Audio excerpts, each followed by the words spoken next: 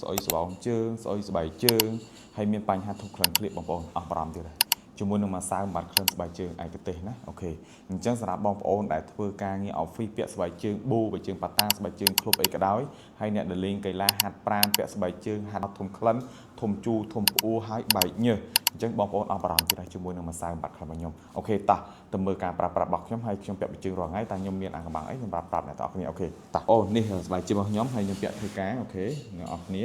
ចឹងអ្នកទាំងអស់គ្នាតែបើសិនជាអ្នកទាំងអស់គ្នាពាក់ស្បែកជើងមកដោះមកធំក្លិនធំជូរធំផ្អួរហើយស្រោមជើងអញ្ចឹងហើយបែកញើសជើងអញ្ចឹងអ្នកទាំងអស់គ្នាអស់បារម្ភទៀតហើយអញ្ចឹងយើងគ្រាន់តែមានជាប្រភេទម្សៅបំបត្តិក្លិនមួយនេះអ្នកទាំងអស់គ្នាគ្រាន់តែមូវាអញ្ចឹងមកអ្នកទាំងអស់គ្នាគ្រាន់តែចាក់នៅក្នុងស្បែកជើងប៉ុណ្ណឹងមកយើងចាក់បន្តិចបានហើយយើងរោយវាហើយយើង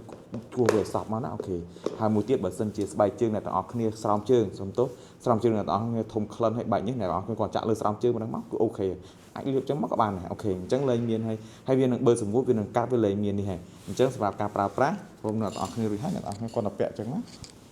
អូខេចឹងមកគាត់ជាការស្រេចចឹងវានឹ